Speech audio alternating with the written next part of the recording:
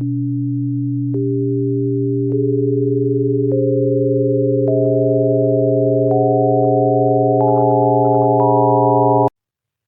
kính chào các bạn. Hôm nay, kênh sẽ gửi đến các bạn một câu chuyện về một cậu bé có thể nhớ về tiền kiếp của mình và những hiện tượng kỳ lạ xung quanh nơi cậu ta ở. Chúc các bạn có một buổi nghe truyện vui vẻ. Nếu đây là lần đầu tiên ghé kênh, thì hãy đăng ký kênh, vừa để ủng hộ, vừa để theo dõi những câu chuyện khác. Nếu thấy câu chuyện hay, thì bấm like, chia sẻ cho người thân bạn bè cùng nghe nhé. Và cũng đừng quên để lại ý kiến trong phần comment nhé. Kiếp trước, kiếp sau liệu có thật không? Mọi người, ai đã nghe được hoặc chứng kiến những sự việc giống như tiền kiếp hay đầu thai chưa ạ? Mình thì được biết đến một câu chuyện về một cậu bé có thể nhớ được kiếp trước của chính mình. Và đây là câu chuyện có thật ở nơi mình sống, vụ bản Nam Định. Để không ảnh hưởng đến cuộc sống của các nhân vật trong truyện, mình xin được mạng phép đổi tên hoặc viết tắt tên các nhân vật.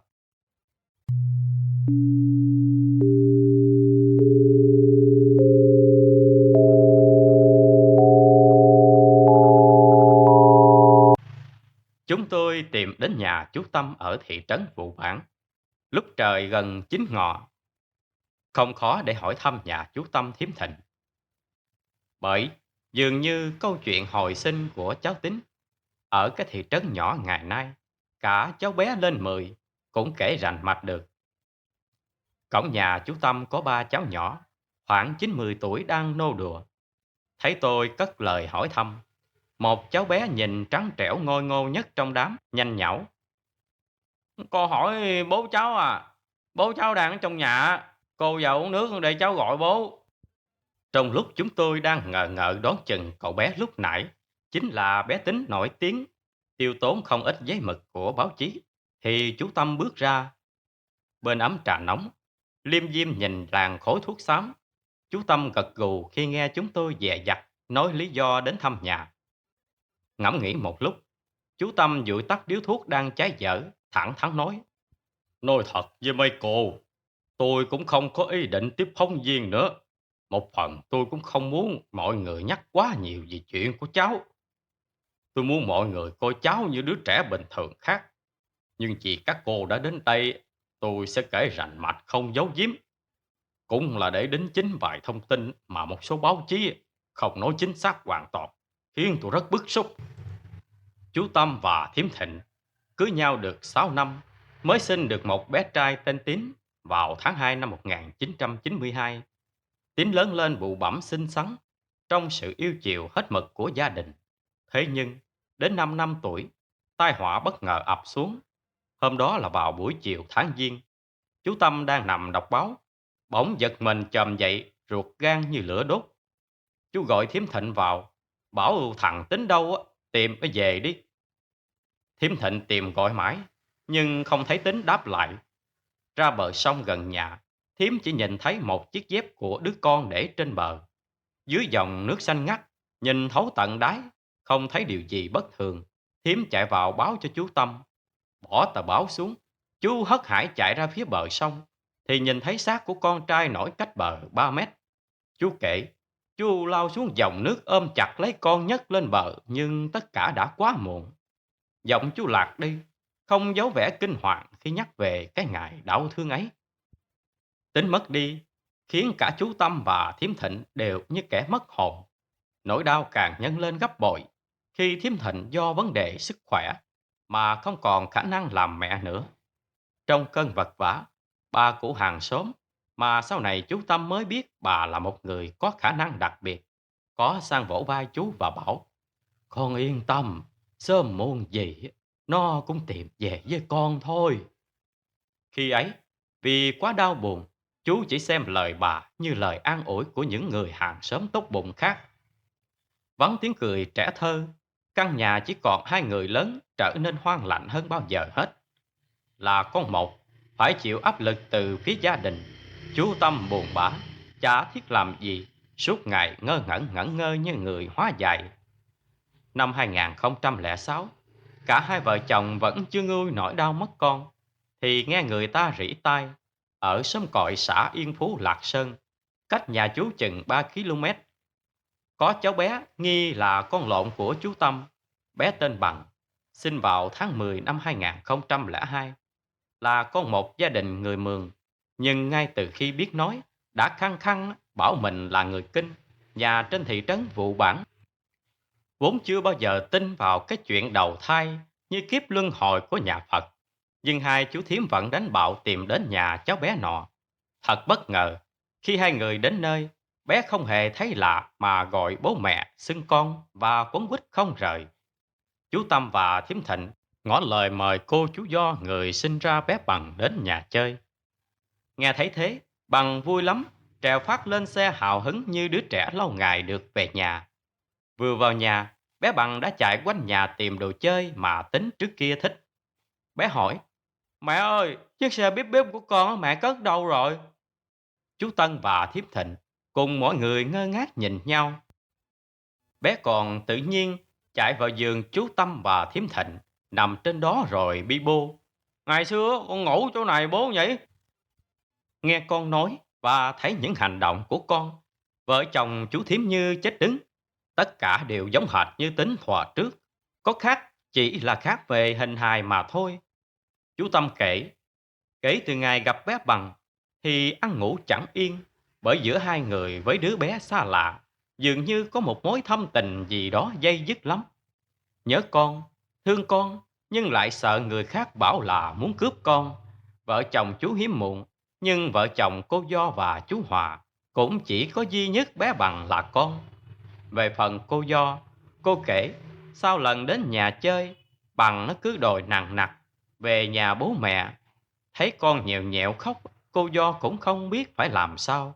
Đưa bé về nhà chú Tâm Thiếm Thịnh chơi á, thì sợ người ta dị nghị là thấy sang thì bắt hoàng làm họ. Nhưng sau một lần bé Bằng bị ốm nặng sốt cao, nó cứ luôn miệng dọa mẹ: "Không cho con về á, con lại chết lần nữa." Hoảng quá, lần này á, cô mới đánh liều gọi cho chú Tâm đưa bé về nhà chơi. Bằng về nhà thì khỏe hẳn, vui vẻ, không còn đau ốm nữa. Thấy con tha thiết, sau bao lần đắn đo, chú Tâm cũng dè dặt đề nghị với gia đình anh Hòa chị Do cho nó về ở với chú Thím. Bất ngờ là cả vợ chồng anh chị Do và bà nội Bằng đều gật đầu đồng ý. Chính bà nội Bằng á, bảo rằng ngay từ khi thằng bé nó biết nói, tôi biết nó không phải là người Mường rồi. Theo lời chú Tâm kể, từ ngày bé về với chú Thím, hết ngày này đến lần khác, hai người thử bằng. Thậm chí, nhiều người hàng xóm cũng sang nhà để hỏi chuyện ngày xưa. Tất cả bé đều trả lời vanh vách, từ tên bác hàng xóm đến cô giáo mẫu giáo, rồi bạn bè thân của bé đều nhớ tên. Đường về nhà hay những câu chuyện nhỏ nhặt như ngày xưa bà nội cho bé uống bia ở đầu làng, bé cũng nhắc lại, ngay cả việc mình từng chết như thế nào, bị ngã xuống nước ra sao. Dù trước đó chưa một lần tin có chuyện hoang đường như thế, nhưng đến lúc ấy, cả chú thím đều hoàn toàn tin rằng Bằng chính là Tín, con của mình 10 năm về trước. Chú Tâm kể, từ ngày về ở với chú Tâm Thím Thịnh, Bằng nằng nặc đòi gọi tên là Tín, ngay cả tên đệm nó cũng đòi giữ lại. Bé Tín bây giờ đã bước sang tuổi thứ 9, cháu trắng trẻo khôi ngô, ngoan ngoãn và lễ phép, nhưng cũng hiếu động, hệt như những đứa trẻ cùng trang lứa khác. Khi chúng tôi ngồi nghe chú Tâm kể chuyện, thì Tính không ngừng nô đùa trước sân, chọc tổ ong, khiến chú Tâm mấy bận phải đứng dậy nạt cháu. Câu chuyện dang dở thì Thím Thịnh mẹ cháu về, thoáng qua những dè dặt ban đầu. Nhắc đến con, chị cười nói sởi lởi lắm. Lần dở từng trang sách của cháu, đôi mắt chị vẫn ánh lên niềm hạnh phúc vô hạn. Rồi chuyện trường, chuyện lớp, chuyện nghịch ngợm của trẻ thơ làm bầu không khí rộn ràng hẳn lên. Mãi nói chuyện, đã quá trưa từ lúc nào. Thím Thịnh giữ tôi ở lại ăn cơm. Tôi cũng vui vẻ đồng ý. Khi mâm cơm đã dọn tên tươm, Tín vẫn ngồi bên bàn, mê mải đọc cuốn Hương Hiếu Hạnh của nhà sư Thích Tâm Hiệp, viết về trường hợp đầu thai của Tín. Nghe chú Tâm bảo, nhà sư sau khi nghe chuyện của Tín đã viết một bài in trong tập sách Hương Hiếu Hạnh và tặng chú thím một cuốn. Từ lúc biết mặt chữ, Tín lúc nào cũng cầm cuốn sách và đọc đi đọc lại câu chuyện về mình. Những câu chuyện ngày xưa nó cũng dần quên. Trẻ con mà, ai cũng vậy. Lớn lên á, là sẽ quên dần những chuyện hồi bé. Tôi đứng dậy, gọi Tín vào ăn cơm, thì bất chợt nó kéo tôi ra phía sau, chỉ về phía sông và nói: "Chị ơi, ngày xưa em chết nó kia kìa." Dù đã nghe qua câu chuyện của nó, nhưng câu nói bất chợt của Tín vẫn khiến tôi lạnh xương sống.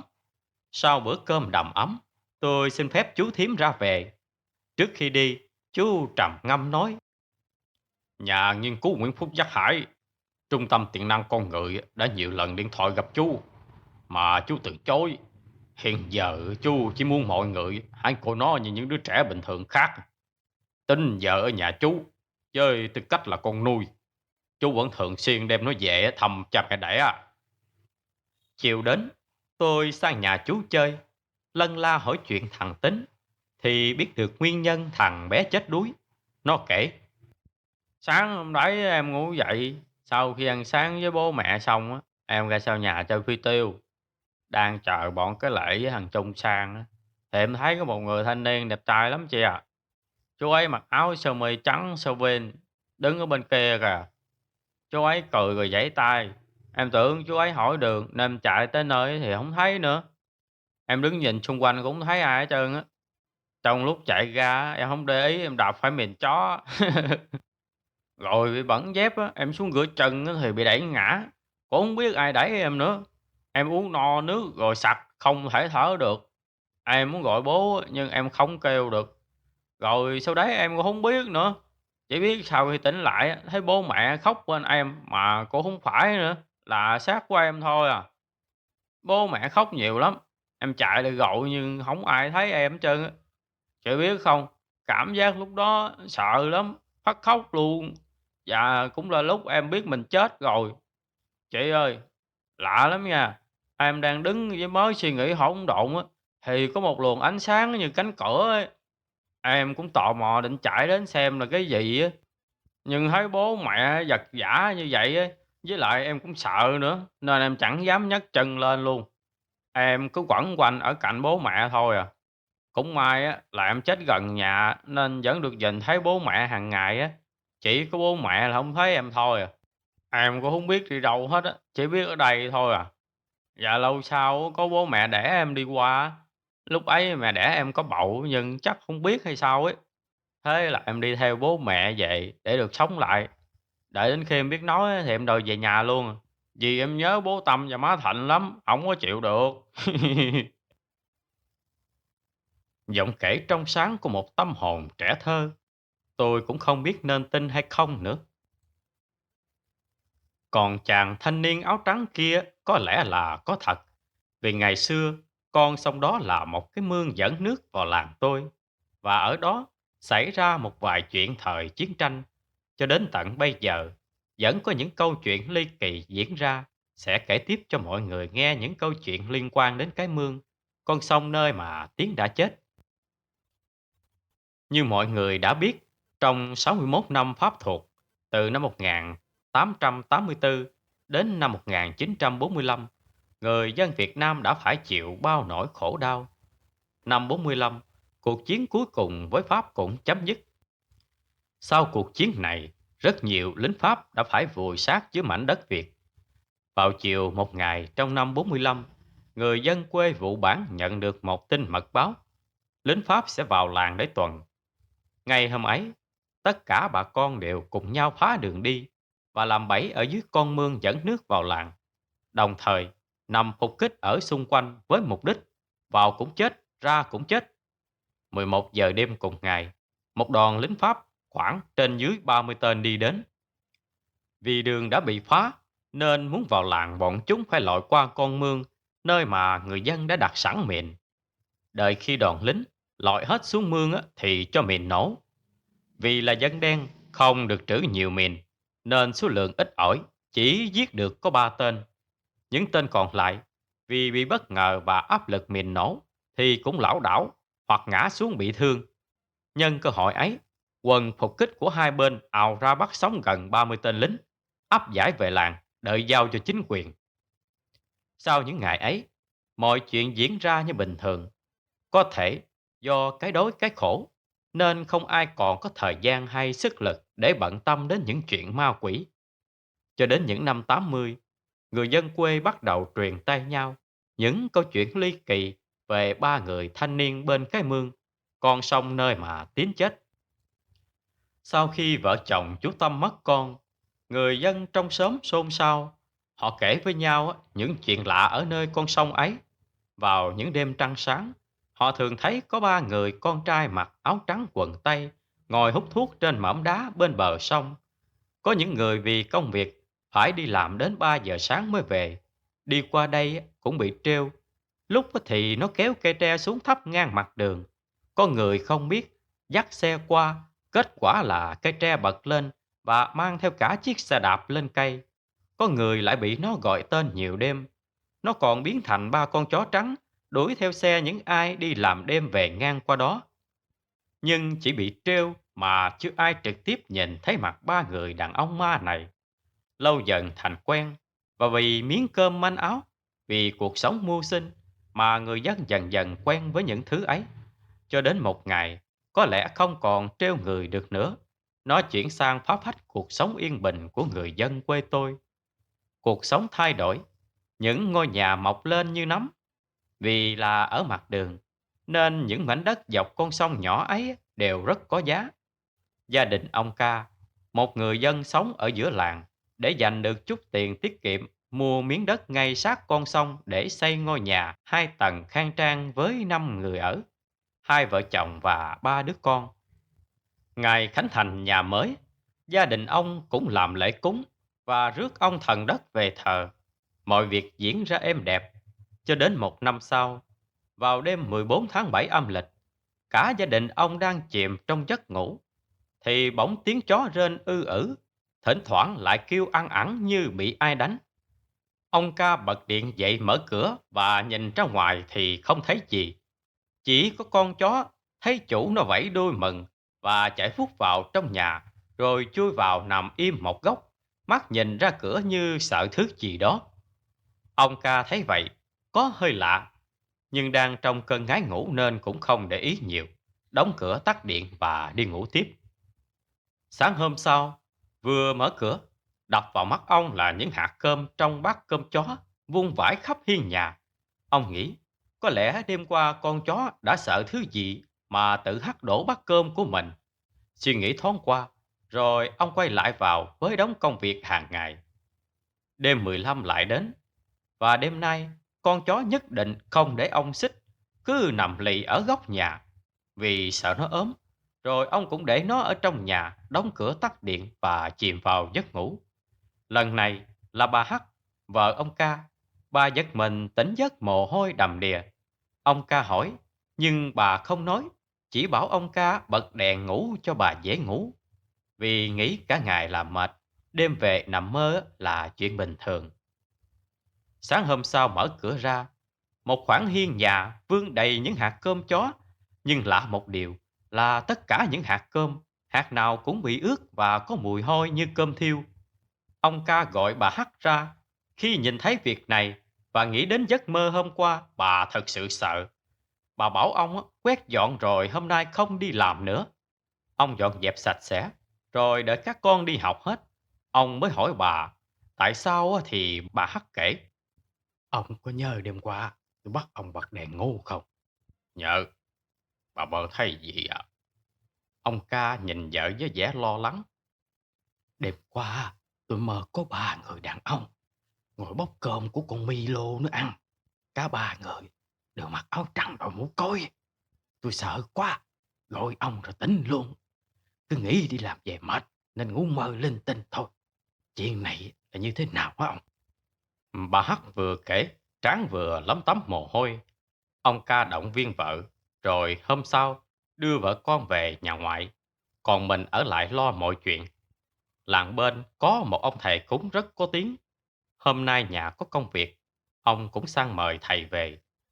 Ông thầy vào đến nhà ông Ca, nhìn xung quanh một vòng rồi nói, họ đôi Vì những ngày này á, lại là ngày của người âm, nên họ được phép đi lại.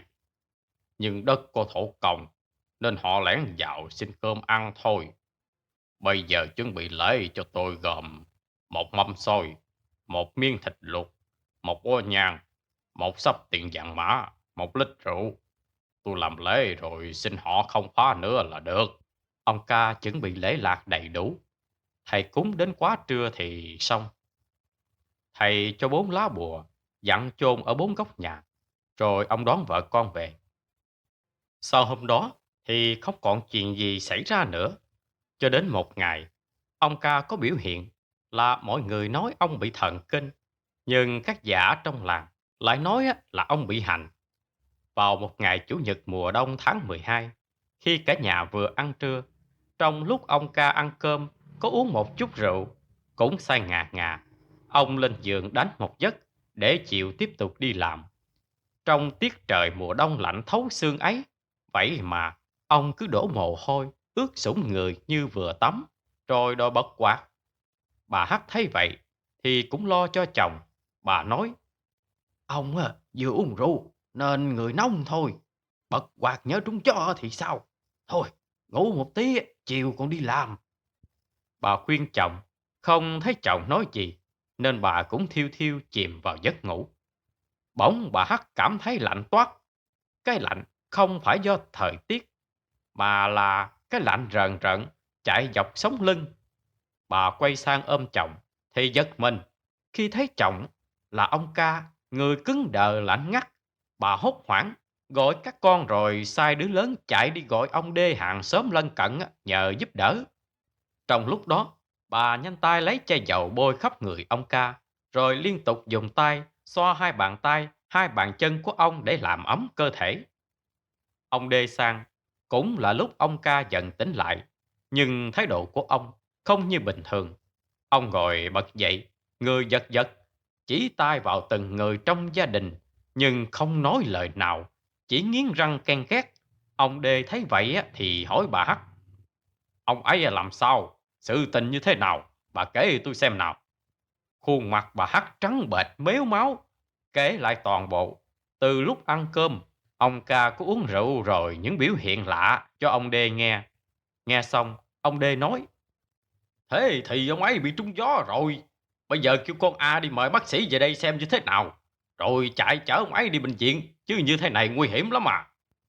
Bà Hắc nghe vậy, như vớ được khúc cây trong lúc sắp chết đuối, liền sai con lớn đi mời bác sĩ mờ. Vì ở cách nhà bác sĩ chưa đầy 1 km, nên khoảng 10 phút sau, bác sĩ đến nơi. Để gọn chiếc xe rồi nhanh chóng đi vào nhà. Thấy ông ca như vậy, bác sĩ cũng không chần chờ, lấy dụng cụ y tế ra kiểm tra sức khỏe ông ca. Không thấy có gì nguy hiểm, nên chỉ tiêm cho ông một mũi an thần, rồi dặn bà Hắc để ý đến ông ấy. Sau một mũi tiêm, ông ca ngủ ngon lành đến 5 giờ chiều. Thấy chồng tỉnh, bà Hắc chạy đi lấy bát cháo nóng vừa nấu sẵn cho ông ăn vào. Đến nơi, bà hoảng hốt, bát cháo trên tay rơi vỡ tan tành khi thấy chồng đang nhai rộp rộp cái cốc thủy tinh một cách ngon lành, mà không hề bị chảy máu hay bị thương ở đâu cả. Lại một lần nữa, bà chạy đi hô hoán mọi người xung quanh đến giúp. Nhìn cảnh tượng như vậy, ai cũng bảo ông ca bị ảnh hưởng thần kinh rồi. Duy nhất chỉ có ông V, một người già nhất trong xóm và cũng là người hay đi làm phép nhập quan cho những người mới mất. Ông chỉ tay vào ông ca rồi nói, nhà này gây tội, làm người ta giận. Vợ người ta về hành rồi. Muốn sống thì trốn nó lại khiêng ra ngoài đình. Nhờ sư thầy ở chùa về giúp, không thì chết rồi. Bà Hắc lúc này không kiềm chế được mà bà sụp xuống như người mất hồn. Con A, lấy cho ông một nén hương, rồi ở nhà trong mẹ mày. Còn thằng T, thằng B, thằng X, đi lấy dây trói ông ca và khiêng ra đình. Ông V nói xong thì đốt một nén hương lẩm bẩm khấn. Rồi ông cầm nén hương đi thẳng ra đình làng. Thằng T, thằng B và S nhanh chân đi tìm dây trói ông ca. Nhưng sức ba thanh niên 17 tuổi lại không vật nổi một ông già 46 tuổi. Nhờ đến sự giúp đỡ của nhiều người mới giữ chân giữ tay được ông. Dằn co một lúc mới trói được ông ca lại và mang ra đình. Suốt dọc đường, Ông ca không ngừng gào thét bằng một giọng ồm ồm, không phải giọng của ông như mọi ngày. Ra đến đình, cũng là lúc sư thầy được mời đến. Nhìn ông ta, sư thầy cau mày. Đưa người này vào đây, để ngồi ngay ngắn chờ thầy lên hương cai. Được lệnh, 5 thanh niên khỏe mạnh khiêng ông ca vào. Ban đầu, ông ấy còn giãy đạp, nhưng đến cửa thì chỉ gầm gừ, đôi mắt đỏ ngầu trợn ngược nhìn mọi người. Mặc dù được đặt ngồi xếp bằng ngay ngắn, nhưng vẫn phải có 2 người ở hai bên để giữ, phòng khi ông ca lên cơn điên. Các thanh niên vẫn nghĩ ông ca bị thần kinh, chứ không nghĩ ông ca bị nhập. Sư thầy lên hương rồi đánh chuông 3 hồi. Trên tay cầm một cành dâu, bên cạnh là một chậu nước đã được ông V chuẩn bị sẵn. Sư đặt cành dâu xuống và cầm lên một cái que nhỏ gọn chỉ bằng cái đôi đũa, chấm vào chậu nước. Sau đó đi vòng quanh ông ca, rồi sư thầy vừa đi vừa hỏi: Nhà ngươi là ai? Tên tuổi ra sao? Tại sao đang yên đang lành lại đi hại người? Ông ca lúc này không tự chủ được, giãy đạp gào thét, đôi mắt trợn ngược nhìn sư thầy với vẻ căm hận. Sư thầy đi 3 vòng và hỏi, nhưng ông ca vẫn không trả lời. Sư thầy mới dọa: Ta không có ý hại người, nhưng nếu người cứng đầu không nói thì đừng có trách ta. Nói xong, sư thầy cầm cành dâu nhúng vào chậu nước và quất liên tục vào người ông ca. Ông ca gào thét một hồi và cũng chịu nói tên của mình: Andre. Đến đây thì mọi người cũng biết là ai. Sư thầy hỏi tiếp: Nhà ngươi là lính Pháp chết trận phải không? Ông ca gật gật cái đầu. Sư thầy hỏi tiếp: Tại sao ngươi lại làm hại người ta? Ông ca không trả lời, chỉ lắc lắc đầu gào thét: Ngươi không nói à, ta đánh tiếp. Ông ca giơ 2 tay chắp vào nhau, lại rồi khóc bẩm: Thôi, giận, giận. Đúng lúc bà Hắc cùng đứa con gái đi ra, sư mới gọi và hỏi: Gia đình anh chị làm gì để người ta giận anh chị? Có đổ thứ gì ô uế vào nhà người ta không? Bà Hắc như vỡ lẽ và chắp tay lại sư thầy: Lại thầy, thầy giúp vợ chồng con. Chúng con người trần mắt thịt không biết gì. Chúng con có nuôi một con bò hay cột cạnh sông bông cây cho nó mát. Phân còn lại đổ xuống sông. Con thật sự không biết. Thầy ơi, thầy giúp vợ chồng con. Người anh chỉ cầu xin không phải tôi, mà là người này. Mau chắp tay thành khẩn hối lỗi, cầu xin người ta tha tội cho. Bà Hắc quỳ xuống, chắp tay khấu đầu, vừa lại vừa khóc, xin tha lỗi. Cùng với lời sư thầy: Người ta biết lỗi rồi, xin người tha đó. Người âm và người dương, không ai được phạm ai. Ngươi tha cho người ta, ta sẽ làm lễ cầu siêu cho ngươi. Ông ca lắc đầu: Muốn đi không được, muốn về cũng không được. Phải ở, phải ở. Sư thầy như hiểu ra chuyện gì, gật đầu rồi hỏi: Ngươi ở đây một mình, hay có ai nữa không? Con, 2 người, 2 người ở nhà các ngươi nữa. Ở con sông đầu làng kia đúng không? Phải, phải. Vậy thì bây giờ, ngươi hãy trả lại cơ thể cho người này, rồi ta sẽ làm lễ tạ cho các người. Đừng quấy phá người nữa. Ông ca gật đầu 3 lần, rồi ngã vật xuống. Thế là mọi chuyện kết thúc. Gia đình ông ca và bà Hắc về nhà sắm lễ như thầy dặn. Đến sáng hôm sau, sư thầy sang làm lễ tạ và mọi thứ lại yên bình. Trước khi thầy đi, thầy còn dặn mọi người nên cẩn thận, vì mọi chuyện vẫn chưa xong. Còn chưa xong như thế nào? Mọi người hỏi thầy, thầy cũng chỉ lắc đầu. Câu chuyện của gia đình ông ca khép lại trong sự lo lắng của tất cả mọi người khi nghe sư thầy dặn: Chúng nó có 3 người chết ở con sông này từ năm 1945 đến nay đã gần hơn 70 năm, không ai thờ cúng, oan khí rất nặng. Chỉ còn duy nhất một việc chưa thành, nên chúng nó chưa đi. Oan oan tương báo, kiếp trước nợ thì kiếp này trả, hết thì tự khắc nó rời. Sư thầy vừa nói, vừa lắc lắc đầu rồi rời đi. Mọi người cũng giải tán ai về nhà nấy. Người tin á, thì xin bùa phòng thân, người không tin cũng chỉ coi đó là sự trùng hợp. Nhưng các cụ đã dặn, có thờ có thiêng, có kiêng có lành. Câu nói đó có lẽ cũng chẳng sai khi 3 năm sau, những chuyện lạ lại cứ tiếp tục xảy ra với gia đình khác trong làng. Gia đình thứ nhất, có cô Hoa là người ở nơi khác, về làng tôi á, làm dâu. Đến nay đã hơn chục năm. Vợ chồng cô chú có với nhau hai mụn con, một trai và một gái, nhưng cũng không mấy vui vẻ vì cuộc sống thiếu thốn nghèo đói, cùng với người chồng nát rượu, say xỉn tối ngày. Mọi gánh nặng đều dồn hết lên đôi vai nhỏ bé của người đàn bà cơ cực. Sáng đi làm, tối về lại lo đi tìm chồng. Ngày hôm nay cũng không ngoại lệ. 10 giờ đêm, trên con đường quê vắng ngắt, không một bóng đèn, chỉ có ánh trăng dẫn lối. Cô Hoa một tay cầm đèn, một tay cầm gậy phòng chó đuổi. Cô đi tìm chồng. Tiếng chó tru cộng với tiếng côn trùng kêu trong đêm khiến cô thấy giận giận.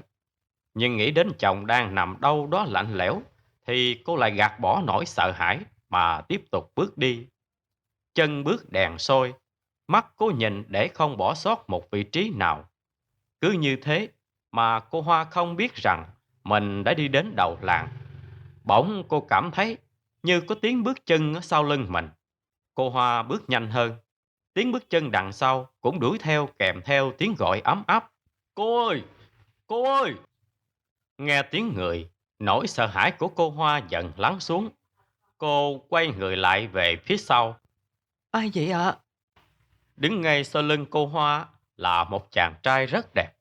Anh ta mặc chiếc áo sơ mi trắng quần đen, sơ vin lịch thiệp, đầu đội chiếc mũ rộng vành, kiểu dáng mũ cao bồi thời xưa, che nửa khuôn mặt, chỉ nhìn rõ đôi môi.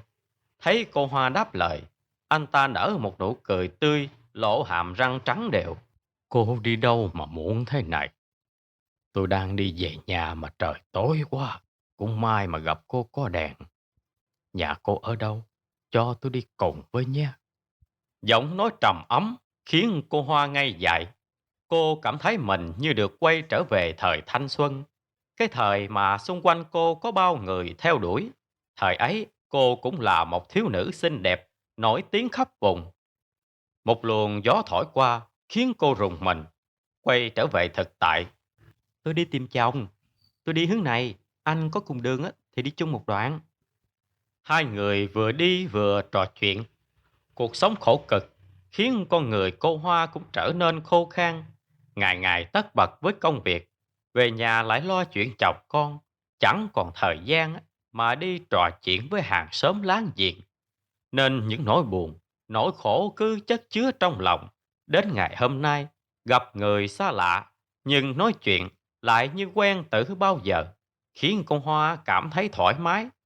Đi được một đoạn, cuối cùng cô Hoa cũng tìm thấy chồng mình đang nằm sát bên một đống rơm của cái nhà nào chất ở ngoài đường.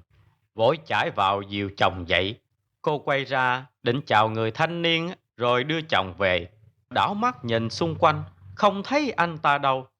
Chớp nghĩ chắc anh ta đi trước rồi. Cô Hoa không nghĩ nhiều, nhanh tay dìu chồng đứng dậy rồi đưa về nhà. Tiếng gà gáy sáng đánh thức cô. Lại một ngày mới. Cô vùi đầu vào công việc mà quên đi chuyện tối qua. Rồi đêm lại xuống. Đống công việc cũng vừa xong. Ngày mai là ngày Chủ nhật, mà hai đứa con nhà cô Hoa lại không đi học thêm, nên cô tính sẽ về ngoại thăm mẹ. Tối nay cũng như mọi khi, chồng cô vẫn đi uống rượu và tới giờ chưa về. Cô lại phải chuẩn bị đèn pin và cây gậy rồi dặn đứa con lớn. Quỳnh, dạy em học bài xong thì thả màn hai chị em ngủ trước đi nha. Mẹ đi gọi bố về, không cần chờ mẹ. ngủ sớm, mai còn đi học. Quỳnh á, là đứa con gái lớn của cô Hoa, năm nay học lớp 8, là con gái đầu lại cũng lớn rồi, nên nó hiểu hoàn cảnh gia đình và rất thương mẹ. Nó vân vân dạ dạ, rồi vào phòng dạy em học. Đêm nay có trăng, ánh trăng không quá sáng, nhưng đủ để cô Hoa nhìn thấy những vật xung quanh, vẫn tiếng chó tru và tiếng côn trùng kêu. Phải chăng do hôm nay có trăng nên cô Hoa bớt đi một phần sợ hãi? Bây giờ có lẽ là lúc cô được thảnh thơi nhất trong một ngày, có thời gian để hít thở không khí trong lành, và có lẽ cũng là khoảng thời gian á mà cô cho phép mình được yếu đuối. Nghĩ về cuộc đời mình, cô Hoa òa khóc, những giọt nước mắt chứa đầy tủi khổ căm hờn. Là phụ nữ, ai cũng cần được che chở, được yêu thương, nhưng tại sao cô không được? Tại sao cô lại phải gồng mình để gánh vác? Tại sao lại là cô? Dòng cảm xúc của cô bị ngăn lại bởi một bờ ngực vững chắc của ai đó. Cô Hoa giật mình, lau nước mắt ngước nhìn lên. Là là anh à? Xin lỗi, tôi không cố ý. Cô lại đi tìm chồng à? Chàng thanh niên hỏi cô Hoa. Cô nhìn anh bằng đôi mắt ngấn lệ rồi gật đầu. Chàng thanh niên không thấy cô Hoa lên tiếng, thì cau mày nói với giọng điệu như trách móc. Tại sao em cứ phải khổ như vậy? Người như thế em còn lưu luyến mà làm gì? Hôm nay tiện đây anh cũng nói cho em biết, anh thích em lâu rồi. Đêm nào anh cũng ngồi đây chờ em đi qua. Anh biết nỗi khổ của em có muốn theo anh không? Đi theo anh, em sẽ có cuộc sống hạnh phúc và no đủ. Cô Hoa hoảng hốt với lời đề nghị, hay cũng có thể nói là lời tỏ tình của chàng trai. Trái tim cô xao xuyến. Cô là người đã có chồng và hai con, nhưng vì lấy chồng sớm nên đến giờ cô cũng chỉ mới ngoài 30. Trong hoàn cảnh như vậy, lại đang lúc yếu lòng, làm sao cô có thể làm ngơ trước cái giọng nói ấm áp ấy? Cô Hoa cúi đầu đỏ mặt. Tôi có chồng và hai con rồi.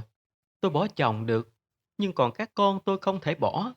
Nếu anh thích tôi, vậy có thể cho tôi thời gian đợi các con lớn chút nữa, đợi chúng nó hiểu chuyện. Tôi không thể đợi. Không đợi cô Hoa nói hết. Giọng nói có chút vội vã của chàng thanh niên vang lên rồi quay lưng đi. Cô Hoa đứng ngay một chỗ, nhìn bóng lưng anh ta xa dần rồi biến mất. Lúc này, cô tròn tỉnh, như vừa bước ra từ giấc mộng. Cô thấy lạnh và có chút sợ. Không tìm chồng nữa mà về thẳng nhà. Nằm trên giường trằn trọc mãi vẫn không ngủ được. Lại nghĩ đến câu nói và hình dáng của người kia. Cô cố nhớ lại khuôn mặt người đó, nhưng không sao nhớ được. Tự hỏi mình, đó là ai, người hay ma? Miên man một lúc, cô cũng chìm vào giấc ngủ. Đến khi tiếng gà gáy đánh thức cô dậy, chuẩn bị bữa sáng cho các con rồi đưa các bé đi học. Tiện đường, cô ghé vào nhà một người quen chơi và kể lại toàn bộ sự việc về mình đã trải qua 2 đêm trước. Ngồi chơi nói chuyện được một lúc thì cô xin phép ra về, vì nhớ ra mình còn phải về thăm mẹ. Nhà mẹ đẻ của cô cũng không xa lắm, chỉ cách chừng 5 km. Trên đường đi, cô dừng lại ở một cửa hàng bán hoa quả để mua một ít quả về thắp hương. Bố cô mất khi cô vừa tròn 10 tuổi, giờ chỉ còn mình mẹ. Xe dừng trước cửa hàng, người bán hàng nhanh nhẹn chạy ra tươi cười đon đả mời khách. Vợ chồng chị mua quà đi lễ hay mua về ăn? Nhà em có hai loại. Loại này đẹp thì người ta mua đi lễ thì đắt hơn 5.000. Cô Hoa mắt chữ A miệng chữ O khi nghe người bán hàng nói, nhưng nghĩ họ nhầm nên chẳng để ý nhiều. Bán cho em hai quả dưa hấu với một cân lê. Em mua về thắp hương. Vừa cân quả cho khách, bà bán hàng lại thả mấy câu gọi là có chuyện. Gơm, chị Sương nha. Chồng đẹp trai thế này. Nhưng mà anh chẳng ga lăng gì hết à. Ai lại để vợ đèo thế này? Đang nói, bỗng dưng bà ta trợn ngược, mắt như nhìn thấy thứ gì rồi im bặt. Không nói không cười, tính tiền nhanh cho cô Hoa rồi đóng cửa luôn. Cô Hoa hỏi kiểu gì Bà ta cũng không nói, thầm nghĩ chắc bà này có vấn đề thần kinh. Leo lên xe lại đi tiếp, cũng không có thời gian mà bận tâm tới những người không quen. Từ nhà chồng về nhà mẹ đẻ của cô, phải đi qua một cánh đồng và một đường tàu cắt ngang. Hôm nay tiết trời dễ chịu, làm con người ta có cảm giác thương nhớ. Cô lại vu vơ nghĩ về người đàn ông tối qua, có hơi kỳ lạ nhưng cảm giác rất ấm lòng. Đi chừng 20 phút thì cũng về đến nhà. Hai mẹ con gặp nhau tíu tích trò chuyện. Bà Tư hỏi con gái về cuộc sống gần đây, còn cô Hoa thì hỏi thăm mẹ sức khỏe. Dạo này mệt hay sao? Mà nhìn xanh sao thế hả Hoa? Bà Tư hỏi cô Hoa. Dạ, con vẫn thế mà U. À, con kể U nghe chuyện này, U cho con lời khuyên. Hai tối nay lúc đi tìm anh Trung thì có gặp một người đàn ông cao to đẹp trai lắm. Mới gặp lần đầu, nhưng nói chuyện với người này con thấy hợp mà gần gũi như quen lâu rồi ấy. Tối hôm qua anh ta còn dụ con á, bảo đi với anh ta thì sướng với hạnh phúc lắm. Nhìn vẻ ngoài thì cũng ra dáng con nhà có tiền U à. Cô Hoa kể cho mẹ nghe với vẻ hào hứng và pha chút trêu đùa. Mẹ con mà, ai chẳng thế. Mệt mỏi đến mấy về bên mẹ là bình yên. Mẹ sư mày, con cười được à? Vớ vẩn, đi đêm đi hôm làm gì có người mà gặp. Mày không cẩn thận nó bắt chết cha mày chứ. Mày còn ngồi đấy mà cười. Nghe con gái kể, bà Tư hốt hoảng, vừa mắng vừa chạy vào nhà thắp hương, rồi lấy từ trên bàn thờ một sợi dây chuyền hình Phật, bảo cô Hoa đeo. Cô Hoa cũng miễn cưỡng đeo vì từ trước giờ cô đâu tin trên đời có thứ gọi là ma quỷ. Cô chẳng sợ, mà thứ cô sợ chỉ là con người. Ngồi với mẹ một lúc, rồi cô cũng đứng lên xin phép về để kịp nấu cơm trưa cho hai đứa con đi học về ăn. Dắt xe ra đến cổng, thấy sợi dây chuyền mẹ đeo cho có hơi vướng, nên cô đã tháo ra và bỏ vào túi áo. Leo lên xe, cất tiếng chào mẹ một lần nữa thật to rồi về. Vì là giờ tan tầm, nên đường nhiều người đi lại. Cô Hoa cứ thế đi mà không biết rằng thứ gì đang chờ cô phía trước. Rồi một tiếng còi inh ỏi của tàu hỏa làm cô giật mình nhìn sang thì thấy mình đi đến giữa đường ray tàu. Mọi người xung quanh cố gọi cô và tìm cách kéo cô ra nhưng không được. Rồi chuyện gì đến nó cũng đến.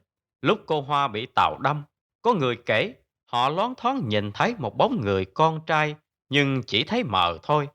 Không biết do hoa mắt hay thực sự như thế nào cũng không ai giải thích được. Chỉ có mẹ cô Hoa là bà Tư và một người bà con quen biết của cô Hoa là Hiểu. Vậy là chuỗi ngày cơ cực của cô đã kết thúc ở đây. Không còn nỗi lo cơm áo gạo tiền. Không còn phải mỗi đêm đi tìm chồng nữa. Rồi câu chuyện của cô Hoa cũng được mọi người chuyển tay nhau. Lời nhắc nhở của sư thầy bắt đầu ứng nghiệm cho gia đình thứ nhất. Sau cái chết của cô Hoa, chú Trung, chồng của cô mới dần định nghĩa được hai chữ trách nhiệm của một người chồng, một người cha. Nhưng chú vẫn không thể rời xa con men được. Có chăng cũng chỉ là bớt đi được 3 phần. Vẫn uống rượu, vẫn say, nhưng chỉ uống những lúc các con đi học và không còn những đêm ngủ bờ ngủ bụi vì chú biết ở nhà còn hai đứa con nhỏ. Có thể là vì nhớ tới vợ mà những lúc say, người ta thấy chú ngồi trước nhà mà nhìn ra đường. Ai đi ngang qua, chú cũng cười ngay dại mà nói: Đừng có lo, nó đang hạnh phúc và vui vẻ lắm. Nó cưới chồng mới rồi. Lấy chồng rồi. Nhìn thấy chú như vậy, người ta cũng thương. Nhưng ai cũng có gia đình, ai cũng phải lo cuộc sống của họ, nên chẳng ai có nhiều thời gian để ý đến những số phận ấy. Có thương á, thì thỉnh thoảng cũng chỉ giúp được bát cháo bát gạo hay lời an ủi động viên khi cần. Người dân quê nghèo chúng tôi á, chỉ có đủ khả năng làm những điều nhỏ nhoi ấy. 2 năm trôi qua, sau cơn giông bão thì mọi thứ trở lại như ban đầu. Không ai còn nhớ đến câu chuyện của cô Hoa. Cho đến một ngày, 9 giờ tối, ở làng quê không đèn đường, chỉ có ánh đèn của các nhà gần đường hắt ra. Giờ này thì các thanh niên đi lượn để cua gái. Cũng như mọi khi, Hôm nay thanh niên làng tôi rủ nhau ra đầu làng ngồi túng tụng thành một đám. Anh nào cũng phì phèo điếu thuốc, cười nói rôm rả, nói là đi tán gái chứ thật ra là các anh ngồi đấy để giữ gái làng. Anh nào mà làng khác muốn cua gái làng tôi thì phải đi qua cửa của các anh. Khoảng 9 giờ, đối với các bạn ở thành phố thì 9 giờ tối còn rất sớm. Nhưng ở quê thì 9 giờ phải đóng cửa đi ngủ hết, nên đường rất vắng. Và thời gian này cũng là lúc các thanh niên làng khác ra đường đua xe và chơi bốc đầu bốc đít hay gạt chân trống xuống đường tạo lửa chơi cho vui. Vì mấy trò này mà kha khá các anh tham gia đã không còn cái răng để ăn cơm nhưng vẫn không biết sợ. Hôm nay cũng không ngoại lệ. Tiếng xe vít ga rú ầm ầm trong đêm thì một tiếng rầm. Mọi người ơi, tai nạn chết người rồi, mau gọi xe cấp cứu đi. Nghe tiếng gọi của các thanh niên trong làng thì bố tôi cũng chạy ra, thấy sốt ruột và cũng tò mò, nên tôi chạy theo sau bố. Là con gái, nhưng gan dạ chẳng sợ gì hết. Vì nhà ở cách đấy có 10 mét, nên có tai nạn thì nhà tôi và các nhà gần đấy chạy ra nhanh nhất. Ra đến nơi thì biết người tai nạn là cô Lan và cái Ngọc Anh, con gái của cô Lan. Ngọc Anh bằng tuổi tôi, hai đứa tôi cũng có chơi với nhau. Thấy bạn bị nạn, tôi định chen vào xem thì bị bố giữ lại không cho vào. Trẻ con, biết gì mà lanh chanh. Giận bố, nhưng thấy bố nói đúng. Ở đấy bao nhiêu người lớn lại phải chờ đến lượt con ranh như mình can thiệp sao? Thế là đứng yên theo dõi. Gia đình tôi sống ở đây từ khi tôi mới 5 tuổi, nên tất cả các vụ tai nạn chưa bao giờ thiếu mặt tôi.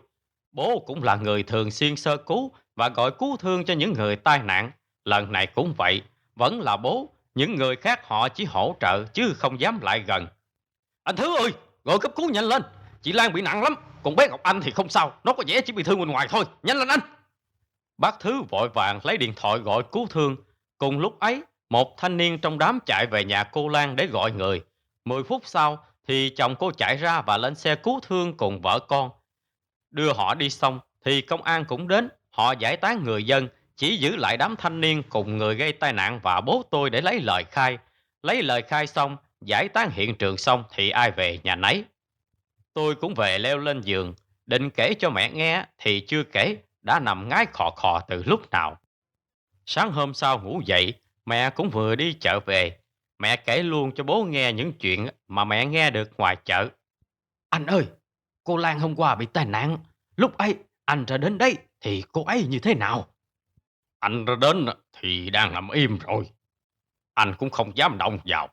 Chỉ thấy con bé Ngọc Anh là tỉnh táo. Nó ôm đầu kêu đau. Anh kiểm tra thấy nó bị rách cái trán. Chắc không sao đâu. Sao thế? Em nghe được gì?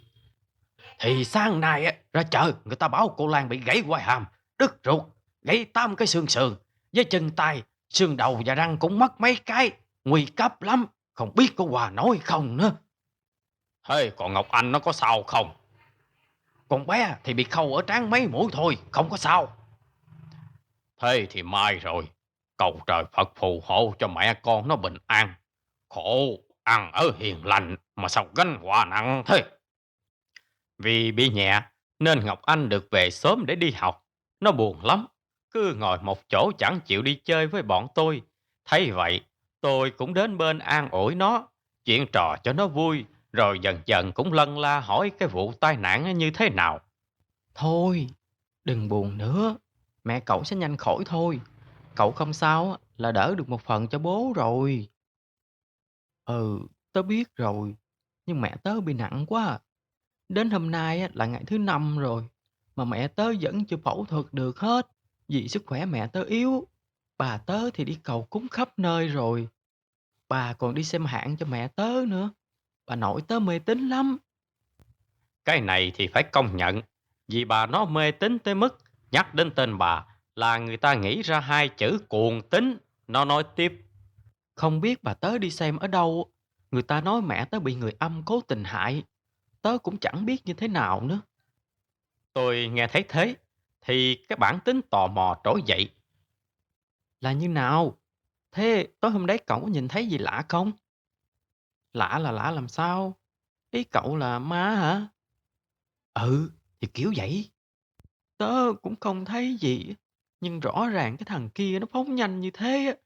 Tớ ngồi sau nhìn thấy còn nhắc mẹ, mà mẹ tớ vẫn cứ lao ra, còn kêu tớ bị qua mắt nữa.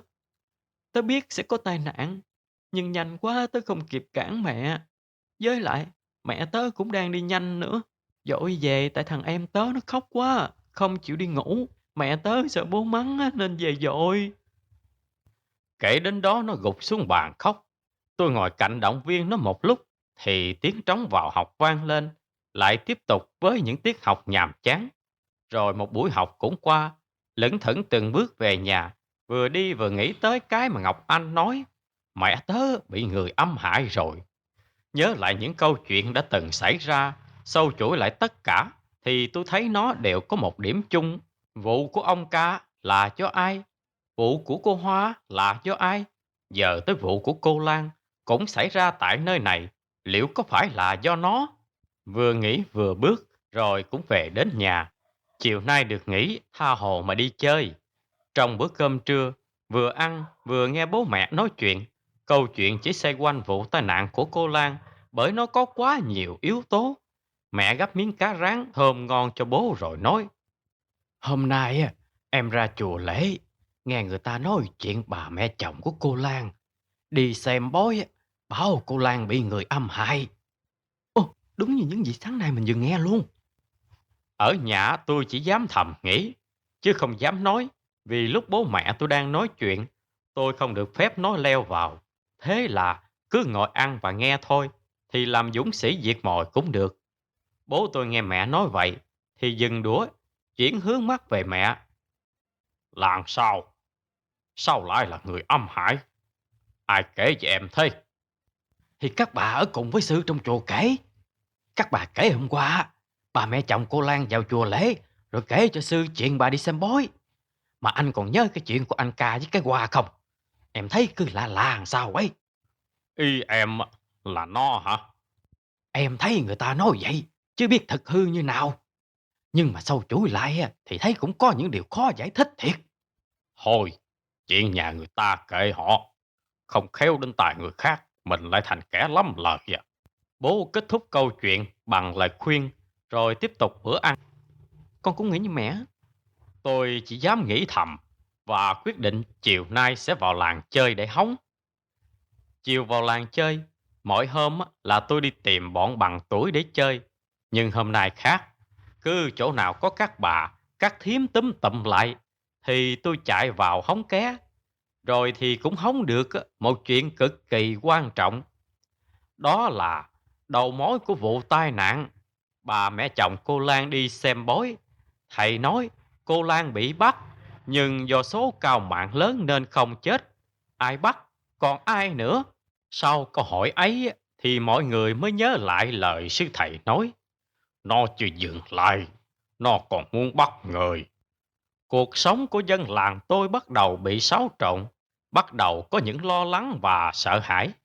Các già làng cũng tìm đến sư thầy đã từng làm lễ cho ông ca để hỏi rõ những ý mà sư từng nói, thì mọi chuyện mới được sáng tỏ. Thầy nói, ba thằng Tây này là lính đánh trận xa nhà, lại chết ở mảnh đất không phải là nơi nó sinh ra, chết thành ma đói ma khát, chết bờ chết bụi, nên oán khí rất nặng, không có cách nào đuổi nó đi được. Vì nó chết ở con sông này, nên chỗ đó dĩ nhiên trở thành nhà của nó. Chúng nó là ba thanh niên trẻ chưa vợ, nên bây giờ chúng nó cần bắt ba người phụ nữ để làm vợ của nó. Có người nói, sao không dùng hình nhân thế mạng để tế? Thì sư thầy nói là, không cần lễ, vì có lễ cũng không có được. Chỉ cần nó bắt được ba người làm vợ, thì tự khắc chúng nó sẽ đi. Kiếp nạn vào ai thì người ấy phải chịu thôi. Để ý kỹ thì phát hiện cô Hoa và cô Lan cũng xem tuổi nhau. Thế là chuyện cô Hoa đi theo người thanh niên kia là thật. Bây giờ mọi người mới có cơ sở để tin tưởng câu chuyện nhảm nhí mà cô Hoa gặp mỗi đêm đi tìm chồng. Vậy là nó bắt hai người, nhưng mới được một người. Còn hai người nữa là ai? Tất cả phụ nữ trung niên trong làng đều lo lắng, nhưng tất cả đều có số phận.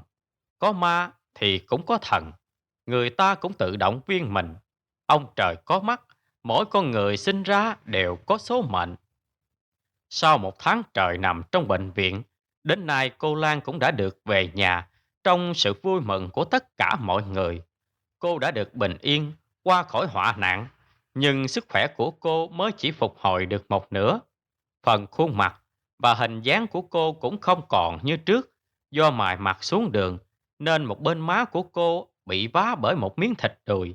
Chân tay á, thì thành tật, nhìn rất thương, nhưng dù thế nào, tai nạn nặng như thế á, mà còn sống được là phước đức rồi. Vụ tai nạn của cô Lan xảy ra chưa được bao lâu, khi mà cô Lan vẫn còn phải đi bằng nạn, thì một gia đình nữa lại gánh phải tai ương. Bao giờ chuyện này mới kết thúc? Đó là một câu hỏi cũng như là nỗi lo của tất cả mọi người trong gia đình thứ ba. Cụ Linh 93 tuổi, tuy tuổi đã cao, nhưng cụ được trời phú cho sức khỏe, sự minh mẫn và một đôi mắt tinh anh. Nhìn thấy cụ ngày ngày vui vẻ, chơi đùa cùng con cháu, mà tất cả mọi người đều ao ước sau này về dạ mình được như cụ. Nhiều người nói vui: "Cụ Linh ơi, nhất cụ rồi đấy. Chúng con chắc phải tu hết kiếp này để mong kiếp sau được sống lâu và khỏe mạnh như cụ bây giờ á." Nhưng có mấy ai biết được rằng hàng đêm đôi mắt ấy không thể nào nhắm lại vì một nỗi ân hận mà có lẽ đến khi nằm xuống cũng không nguôi. Cụ Linh sinh năm 1926, được sinh ra trong một gia đình gia giáo khá giả, nên cuộc sống không mấy khó khăn. Từ nhỏ tới lớn, chưa một lần cụ làm phiền lòng các bậc thân nhân và cũng chưa một lần làm điều gì ảnh hưởng tới xóm làng. Chính vì vậy mà cụ được nhiều người yêu mến. Năm 17 tuổi, cũng giống như các thanh niên khác, cụ Linh sớm nhập ngũ đi bộ đội trong sự ủng hộ của gia đình. 13 năm công tác dài đằng đẵng, đầu năm 1956, cụ trở về và lập gia đình. Khi ấy, cụ Linh đã 30 tuổi, thanh niên thời các cụ, tuổi 30 mới lấy vợ là xếp vào hàng ế ẩm. Nhưng một phần vì gia đình có của ăn của để, nên chuyện lấy vợ của cụ lại là chuyện dễ dàng và nhanh chóng.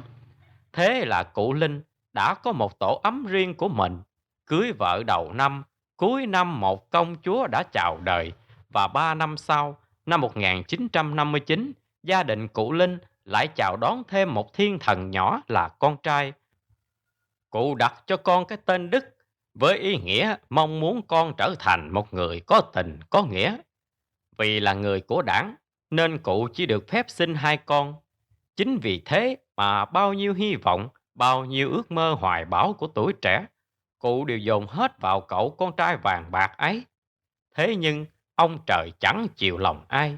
Cụ Linh ngoan ngoãn giỏi giang bao nhiêu thì cậu con trai của cụ lớn lên lại nghịch ngợm phá phách bấy nhiêu. 24 tuổi, ở cái tuổi mà người ta phải lo cho vợ chồng, thì ông Đức lại vẫn lông bông chơi bời. Bao nhiêu lần cụ đã khuyên lấy vợ để tu trí làm ăn. "Đức ơi, mày định sống như thế này đến bao giờ hả mày? Mày định để ông già này phải chết vì mày thì mày mới chịu nghe tao phải không? Mày mở to mắt mà nhìn con nhà người ta kìa. Thằng Tuấn, nó kém mày có 2 tuổi mà nó lo được cho vợ con nó rồi kia kìa." Tao, tao nói mày bao nhiêu lần rồi. Mày có chịu nghe bố không Đức? Mày có thương tao với u mày không Đức ơi? Ông Đức bị bố phàn nàn nhiều cũng thấy chán. Thôi, thôi được rồi. Con biết rồi, bố nói nhiều quá. Đang yên đang lành tự nhiên đi hỏi thương bố thương u không? Chẳng lẽ lại trả lời không cho bố vừa lòng? Nói thật, con cũng muốn lấy vợ, nhưng có đứa nào chịu lấy con đâu. Con thích cái Yến, con nhà bà Tâm ấy, mà tán mãi nó có chịu yêu con đâu, mà bố cứ bắt con lấy vợ. Tại mày chứ tại ai? Mày ăn chơi liều lỏng, không chịu làm ăn như thế, đến con nhàn hâm nó cũng không thèm lấy mày, chứ mơ chi đến con xinh đẹp tháo vát như con Yến. Bà Yến sinh năm 1964, kém ông Đức 5 tuổi. Hai người này chỉ hơn bố tôi có mấy tuổi, nhưng do vai vế họ hàng nên vẫn phải gọi là ông bà. Tức lúc đó bà Yến là một cô gái 19 tuổi, vô cùng xinh đẹp, phải nói là đẹp nhất làng, nhanh nhẹn và giỏi việc. được rất nhiều thanh niên ở làng để ý, nhưng do chưa chọn được người phù hợp nên vẫn chưa chịu xuất giá. Bà cũng để mắt tới ông Đức vì một phần đẹp trai lại con nhà giàu, nhưng ông Đức ham chơi không lo làm ăn nên bà chưa đồng ý. Nói về gia cảnh của bà Yến á, thì hoàn toàn trái ngược với ông Đức. Bà là con gái út ở trong nhà, bố mất từ khi bà mới lên 2. Một mình mẹ nuôi 6 đứa con khôn lớn. Một người phụ nữ phải tần tảo kiếm ăn nuôi con từng ngày. Miếng cơm chẳng đủ thì lấy đâu ra mà khấm khá. Thương mẹ, thương cho hoàn cảnh của gia đình, bà Yến cũng mong muốn kiếm được một người chồng tử tế mà lại khá giả thì còn gì hơn nữa. Thấy con trai đã có đối tượng thì cụ Linh mừng lắm, sẽ nghĩ mọi cách để cưới vợ cho con. Mà nói thật lòng thì trong lòng cụ Linh cũng nhắm bà Yến làm con dâu từ lâu rồi. Nay thấy con trai lại cùng ý nghĩ nên cụ vui ra mặt. Con Yến nhà bà Tâm đúng không? Được rồi, để bố đi hỏi vợ cho mày. Nói là làm ngay. Ngày hôm sau, cụ Linh cùng con trai mang lễ vật sang nhà gái hỏi cưới, bao gồm một con gà, một mâm xôi, một thủ lợn và một chai rượu. Ở những năm 50, cuộc sống người nông dân còn đói khát. Ấy thế nhưng, mới chỉ sang nói chuyện thôi, mà nhà cụ Linh đã sắm những thứ cao sang ấy thì đủ biết nhà cụ có của ăn của để dư dả như thế nào. Bà Tâm ơi, cô Yến ơi, có ai ở nhà không? Nghe ai gọi tên mình, bà Tâm lật đật chạy ra cổng. Quá khổ mà thành tàn. Cũng ngang tuổi vợ cụ Linh mà nhìn bà Tâm khác quá. Mới chưa đầy 50 mà trông bà chẳng khác cụ bà 70 là bao. Dáng đi lơm khơm, làn da đồi mồi cháy nắng, với hàng trăm vết chân chim trên khuôn mặt nó khắc khổ. Ai đây? Ồ, ông Linh đây à? Cả cháu Đức nữa. Hai bố con ông có việc gì? Sao hôm nay lại đến nhà tôi? Mà ông cho người mang theo nhiều lễ như vậy á, làm sao? Cụ Linh cười khà khà rồi nói, ha à, thì bà cứ mời tôi vào nhà đã, chứ để bố con tôi ở ngoài cổng như thế này à? À, dân, dân, xin lỗi ông. Mời ông á, với cháu vô nhà uống nước. Yên ơi, pha chè cho U. Yến ở trong nhà chạy ra, thấy cụ Linh và ông Đức lại còn mang theo lễ thì có chút hiểu ra vấn đề, có chút sửng sốt, nhưng cũng nhanh lấy lại vẻ bẽn lẽn thẹn thùng, chào hỏi mọi người. Cháu chào bác Linh và anh Đức ạ. Rồi nhanh chân chạy đi pha ấm chè tiếp khách. May quá, hôm nay đến vừa lúc gặp hai mẹ con ở nhà cả. Thôi thì không lãng phí thời gian của hai mẹ con nữa, tôi vào thẳng vấn đề luôn nha. Cụ Linh mở lời, phá vỡ bầu không khí có đôi chút căng thẳng. Dạ, dân à, dân mời ông trình bày ha. Bà Tâm nhanh nhẹn đáp. Hôm nay tôi cùng thằng Đức tới đây, trước là để hỏi thăm gia đình, sau là muốn trình bày với bà về chuyện của thằng Đức với cái Yến. Thật ra là thằng Đức của nhà tôi, nó thương thầm cái Yến nhà bà, nhưng nó cũng nhận ra khuyết điểm của nó là ham chơi, nên chưa dám thổ lộ tình cảm với cái Yến. Nhưng mà bà cũng biết là gia đình tôi cũng không phải là nghèo khó, cũng có cái ăn cái mặc bằng người. Thằng Đức nó cũng còn trẻ nên nó có mê chơi một chút, nhưng tính tình của nó thì lại hiền lành, sống có tình cảm. Nó thương cái Yến rồi là nó không có thương ai khác nữa. Này tôi dẫn nó sang đây để nói chuyện, cũng mong bà cùng cái Yến chấp nhận thằng Đức của nhà tôi. Nghe cụ Linh nói, bà Tâm có chút vui mừng trong lòng, vì bà nghĩ con gái mình cuối cùng cũng có nơi tử tế để nương nhờ. Bà quay sang nhìn con gái rồi tiếp lời ông Linh. Quý quá, gia đình tôi nghèo khó. Ông bà Linh với cháu Đức không chê, đúng thật là phúc đức cho nhà tôi quá. Nhưng chuyện này là chuyện cả đời của con gái, nên tôi muốn để cháu nó tự quyết định à. Nói rồi bà quay sang hỏi con. Yên, con thấy sao? Con có thương anh Đức không? Trả lời cho bác Linh với anh Đức đi. Yến khẽ liếc nhìn Đức, rồi ngượng ngùng đỏ mặt. Nếu mẹ ưng thì con cũng chịu ạ. Thế là mọi chuyện đã giải quyết xong. Hai gia đình quyết định ngày cưới, tổ chức cho đôi uyên ương đám cưới linh đình với hàng chục ngàn lời chúc phúc của mọi người. Trong đám cổ, dân làng rủ rỉ nói chuyện với nhau. Đây, cái yên sâu sướng thế. Trời phú tất cả, đẹp người đẹp nết, giờ lại vớ được chồng giàu. Đúng là sướng nhất trên đời rồi còn gì nữa. Các bà con buôn dưa lê ở làng vẫn như thế. Nhà ai có chuyện gì, có khi người nhà chưa biết hết thì cả làng đã rõ như tờ rồi. Trong nhà chưa rõ, ngoài ngõ đã tường. Ở quê là vậy đấy. Ai cũng cho rằng bà Yến lấy được ông Đức như chuột sa chỉnh gạo.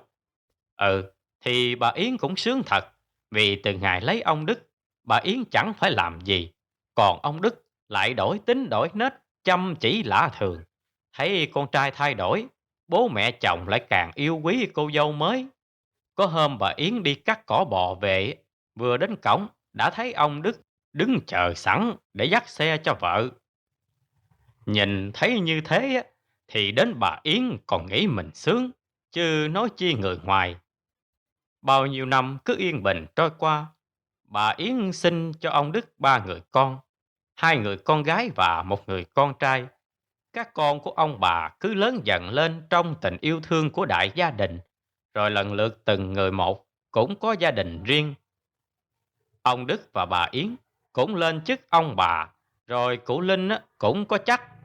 Cụ vui lắm, người như trẻ ra cả chục tuổi. Cụ yêu thương các con các cháu hết mực. Tưởng chừng như thế là mãn nguyện, là an ủi cho tuổi già. Thế nhưng tai họa lại giáng xuống chính gia đình của cụ. Khi có người mách lẻo cụ biết, con dâu của cụ, đứa con dâu mà bao năm cụ quý mến yêu thương, đã lăng loàn. Nó phản bội con trai của cụ, phản bội ông Đức, để lăng nhăng với một người đàn ông khác gần nhà từ trước đến nay. Gia đình cụ là có tiếng gia đình gia giáo, chưa bao giờ làm một việc gì trái với lưng thường đạo lý. Vì thế, chuyện con dâu ngoại tình là một vết nhơ mà cụ nghĩ sẽ không bao giờ rột sạch ở trong cái gia đình này.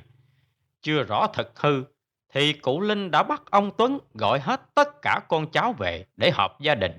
Rồi cụ quyết định mua một mảnh đất, dựng một mái nhà nhỏ rồi đuổi bà Yến ra khỏi nhà. Con cháu trong nhà hết lời van xin thay cho mẹ, nhưng vẫn không tài nào lay chuyển được quyết định của cụ Linh. Và chính sự quyết định trong lúc tức giận đã khiến cụ ân hận suốt quãng đời còn lại của mình. Mảnh đất được mua, ngôi nhà nhỏ cũng được dựng lên nhanh chóng. Ngôi nhà ấy nằm sát bên con sông đầu làng, cách nhà tôi chừng 20 mét. Từ ngày chuyển ra đây ở, bà Yến hay sang nhà tôi chơi.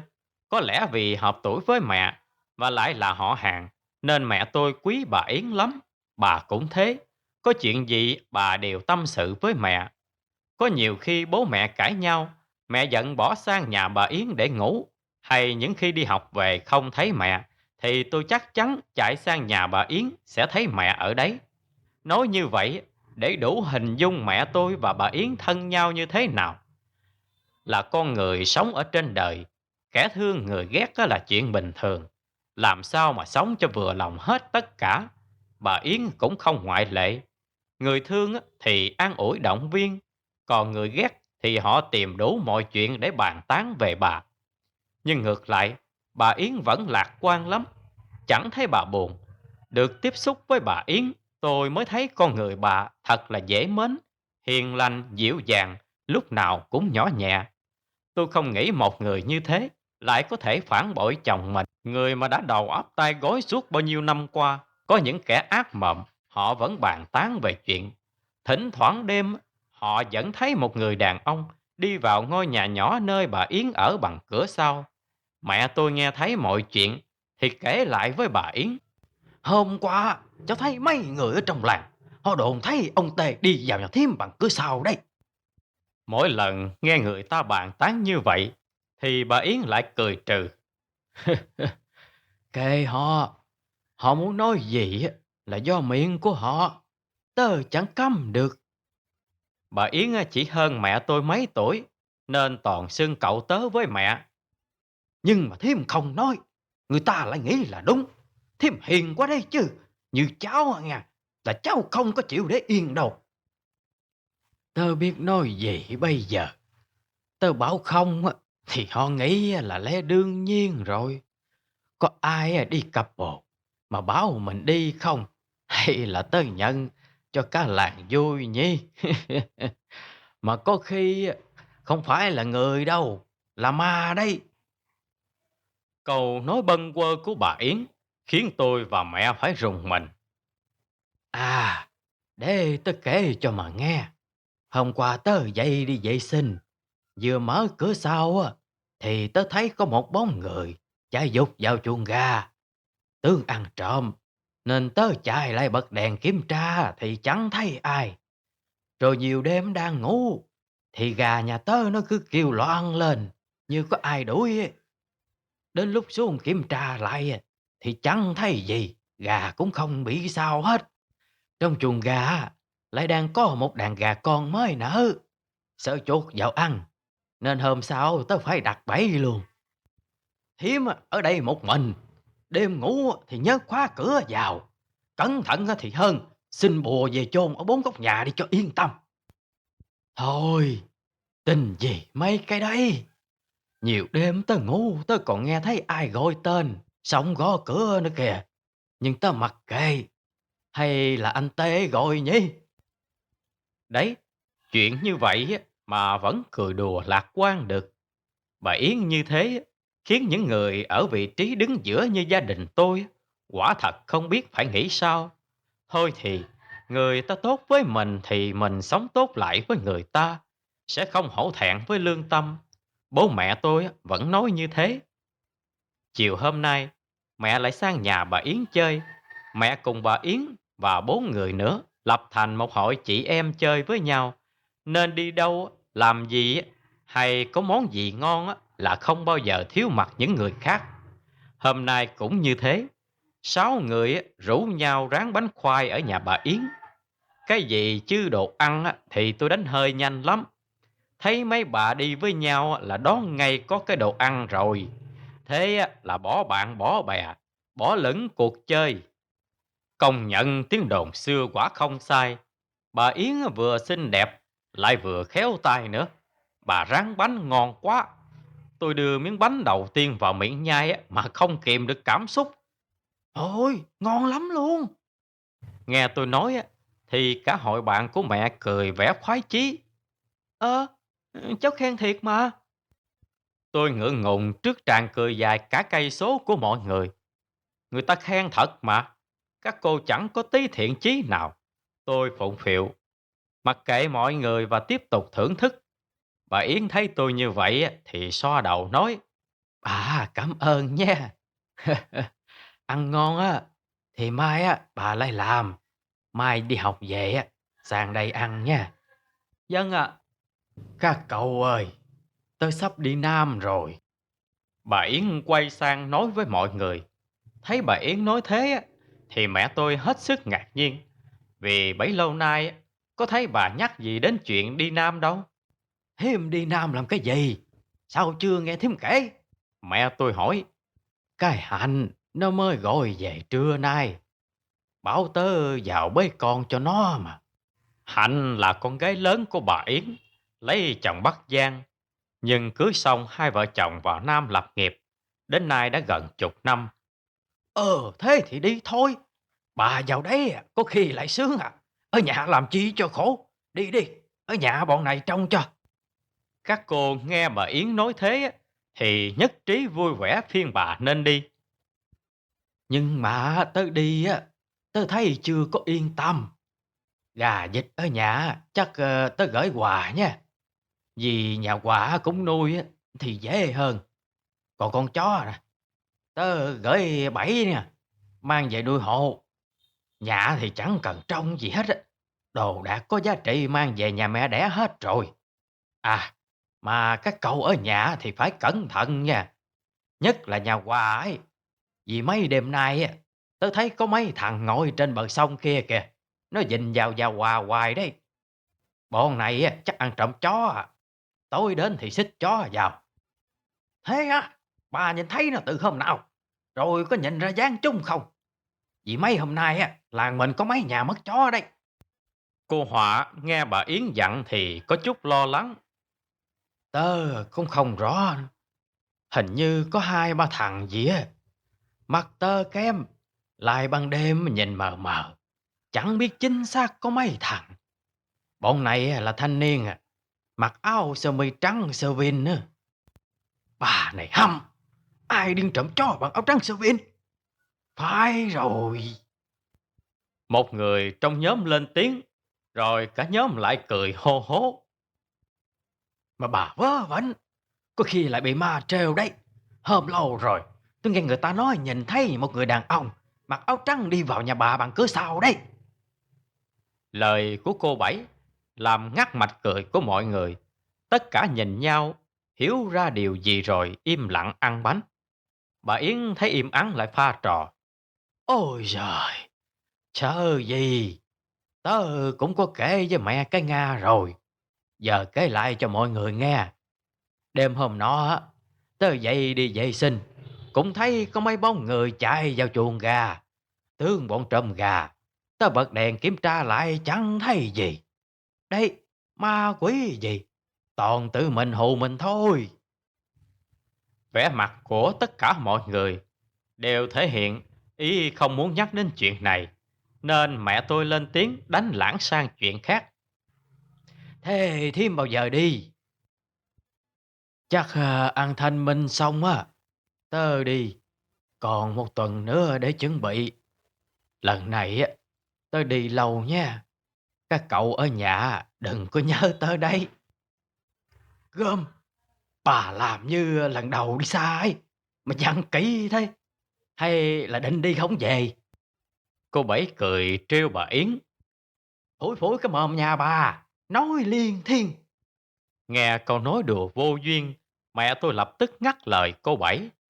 Mẹ tôi ngắt lời của cô Bảy giữa chừng, làm cô cũng có đôi chút không thoải mái. Nhưng chỉ thoáng qua cô đáp lại. Ơ, thì trêu nhau một tí. Làm cái gì căng? Cả đám lại được một trận cười. Niềm vui của con người ở thời đó, không có smartphone, không có máy tính bảng, không có wifi. Đơn giản như thế đấy. Chỉ một câu chuyện bâng vơ thôi, cũng đủ vui cả ngày. Chớp mắt đã một tuần trôi qua. Hôm nay là ngày Thanh Minh. Sáng mai là bà Yến đi vào Nam rồi. Thanh Minh nên nhà nào cũng bận. Nhà tôi vì đông anh em nên họ hàng lùi lại một ngày đợi cho mọi người về đông đủ mới tổ chức. 9 giờ sáng, bà Yến gọi mẹ tôi sang nhà nói chuyện. Hôm nay được nghỉ nên tôi đi theo mẹ. Tôi cũng hay sang nhà bà Yến chơi á, nên bà không ngại. Tôi vừa ngồi xuống ghế thì bà bật khóc.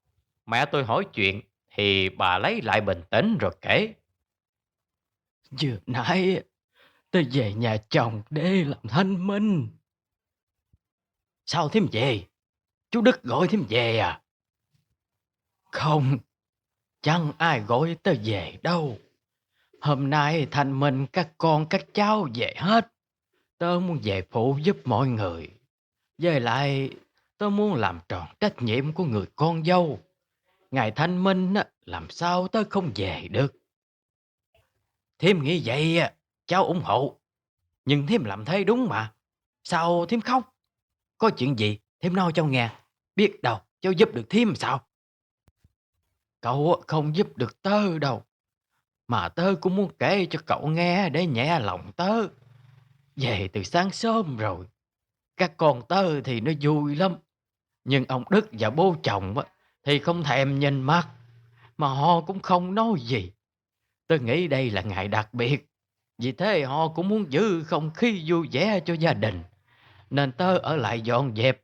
Làm xong hết rồi. Bố chồng tớ không cho tớ bài cơm lên bàn thờ cúng. Ông đẩy tớ ra cổng rồi đuổi về.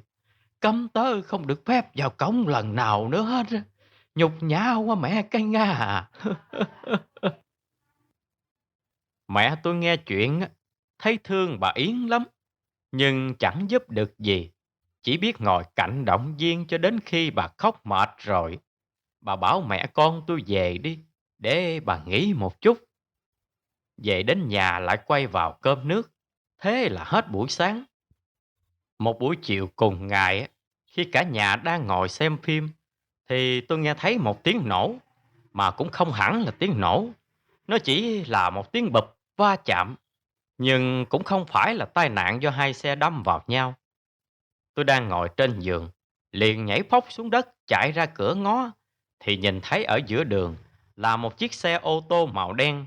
Dưới đường có một chiếc xe máy với một cái nón văng xa hơn 5 mét. Lại có người đàn ông đứng ở vệ đường, đang vẫy vẫy tay với tôi. Họ nói gì tôi không nghe rõ. Bố thấy tôi cứ đứng nhìn thì hỏi: "Cái gì đấy Nga? Ai đánh rơi cái gì à?" "Không bố ơi, hình như là tai nạn á. Con thấy có một chiếc dép với một cái nón ở trên đường kìa." Nghe thế, bố và mẹ chạy ra cửa, xác định được đó là tai nạn, thì mẹ tôi chạy ra trước. Mẹ tôi là người rất nhát, chưa bao giờ có vụ tai nạn nào mà có sự xuất hiện của mẹ. Chẳng hiểu sao hôm nay mẹ lại chạy nhanh thế. Sau này hỏi thì mới biết là mẹ nhận ra chiếc dép và cái nón kia quen. Được một lúc thì thấy mẹ hớt hải chạy về, mặt xanh lét. "Anh ơi, tai nạn rồi. Thiêm Yên bị xe đâm rồi. Anh ra xem đi." Nói xong mẹ tôi chạy thẳng vào nhà, ngồi run lẩy bẩy. Tôi thấy bố đi cũng chạy theo sau. Đến nơi một cảnh tượng hãi hùng hiện ra trước mắt. Bà Yến nằm dưới con sông chỗ khô gần bờ ao.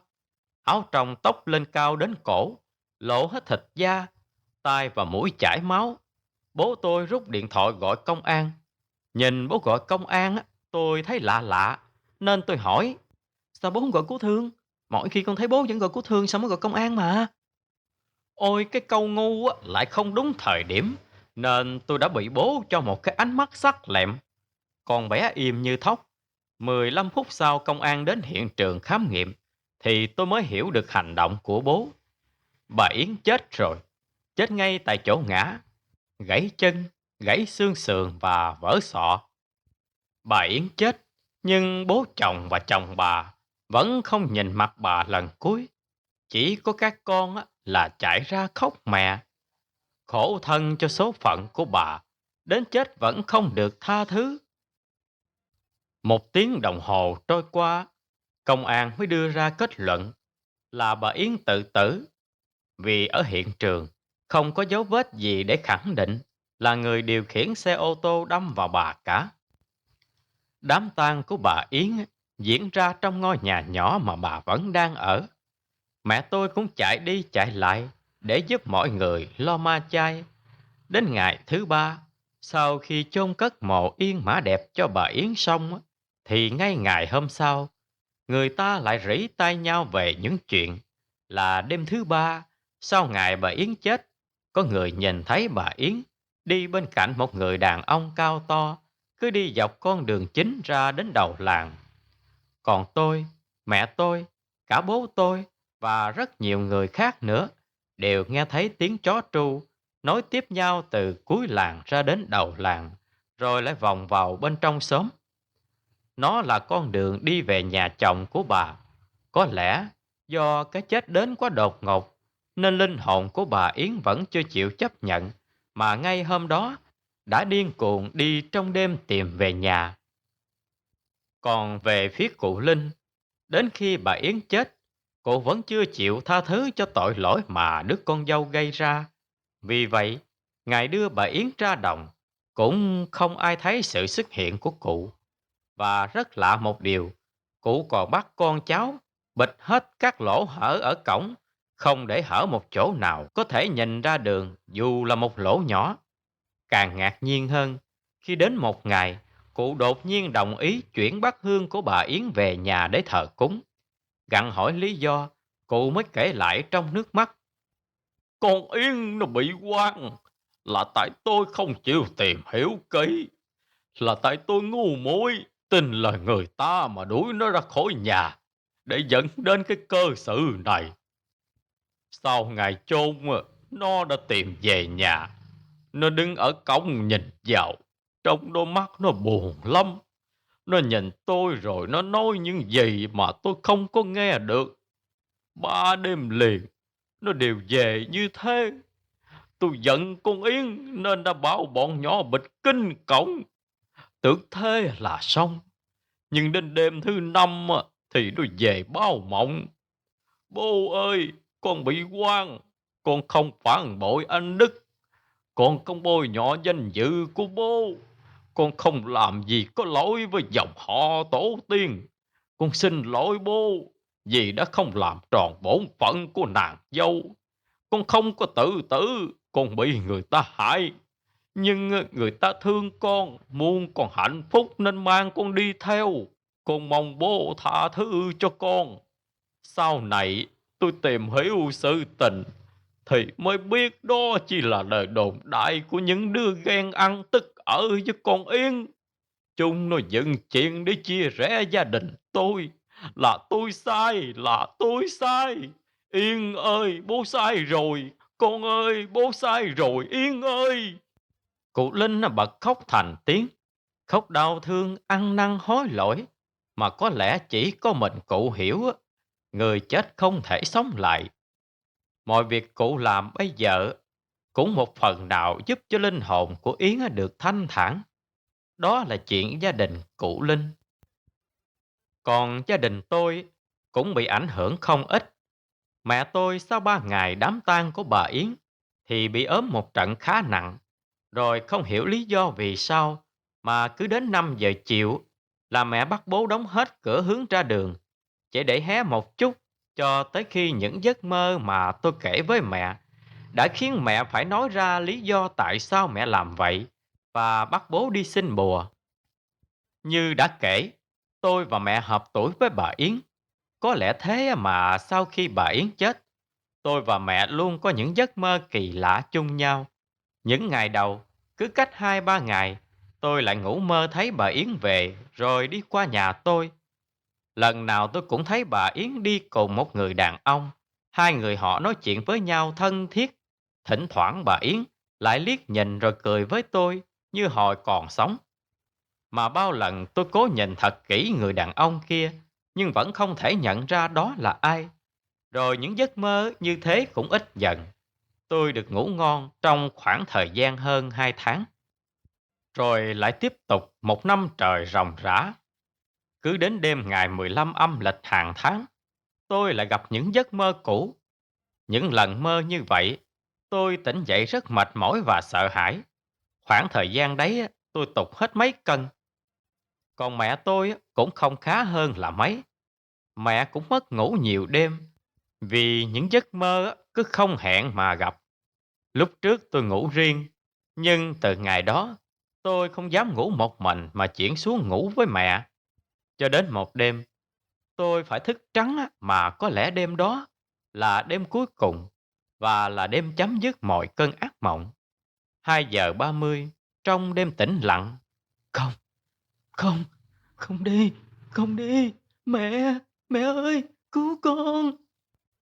Mẹ nghe tiếng ú ớ, biết tôi đang ngủ mơ. Mẹ ngồi dậy lay người gọi tôi. Nga, Nga, sao đây? Dậy Nga ơi. Có tiếng mẹ gọi, tôi tròn tỉnh, mồ hôi đầm đìa. Lấy nước cho tôi uống, đợi tôi bình tĩnh lại mẹ mới hỏi. Sao đây? Mơ thấy gì hả? Mà mồ hôi một kê nhễ nhãi thế kìa. Con mơ thấy bà Yến mẹ à. Bà ấy về rủ con đi. Bà ấy bảo đi với bà ấy sướng lắm, không làm gì cả. Rồi nắm tay con lôi đi, con sợ quá à. Tôi đã thật sự mơ nhiều rồi, nhưng chưa có lần nào mà tôi có cảm giác sợ hãi đến như này. Mơ thôi, không sao đâu, ngủ đi con. Mẹ trấn an để tôi bớt lo lắng thôi, chứ thực chất trong lòng mẹ có khi còn đang lo sợ hơn tôi. Đúng như vậy, sáng hôm sau mẹ quyết định đi xin bùa cho cả nhà. Mỗi người phải đeo một cái. Mẹ còn xin thêm bùa yểm trước cửa nhà và ngoài cổng. Thầy làm bùa còn dặn mẹ và tôi phải luôn luôn đeo bùa đến khi nào bà Yến được sang nơi chôn cất mới mới thôi. Vì hợp tuổi của tôi và mẹ nên bà ấy hay về trêu, làm như lời thầy dặn. Bên người tôi từ ngày ấy lúc nào cũng có một lá bùa. Và cũng kể từ đêm đó tôi không còn mơ thấy bà Yến nữa. Nhưng ở trong làng, thỉnh thoảng vẫn nghe có người gặp bà và bị bà Yến trêu. Vậy còn người đàn ông đi cùng bà Yến mà không chỉ riêng mình tôi nhìn thấy trong giấc mơ kia là ai? Có lẽ là nó. Bà Yến á, là người vợ thứ hai mà nó bắt đi. Vẫn còn một người nữa. Đó là ai á, thì không một ai biết trước. Vì sao những ngày tháng đáng sợ đó cho đến nay, mọi thứ lại được vùi ở một góc trong ký ức của mỗi người, trả lại sự bình yên vốn có của làng quê. Câu chuyện đến đây xin được khép lại. Tạm biệt và xin hẹn gặp lại các bạn ở những câu chuyện khác.